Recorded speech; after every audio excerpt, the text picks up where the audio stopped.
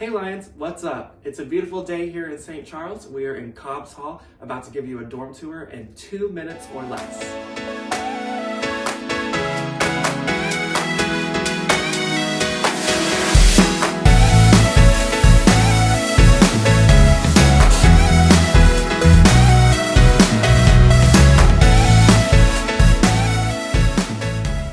First, to get things started, I thought it might be nice to add that decorating your dorm room doesn't have to be expensive.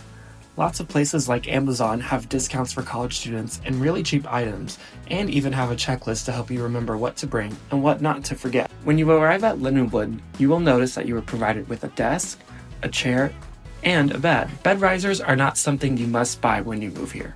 Even on the highest level that you can change your bed to, you can still fit the dresser that Lindenwood provides you underneath. Being from out of state, I brought a lot of items to put on my wall to make me feel more at home and to make my space more personalized. In the dorm, we're not allowed to put nails or screws into the walls, so, believe it or not, these are all held up by command strips.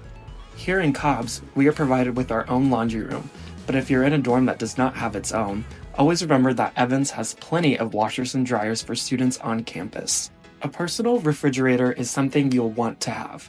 It's perfect for storing snacks, drinks, and anything of the sorts. Before we go, I'd like to give you a few helpful tips.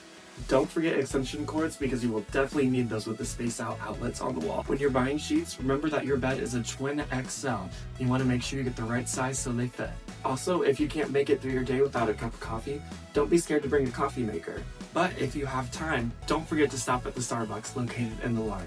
Thanks for tuning in, Lions. We can't wait for you to discover your roar here at Lindenwood.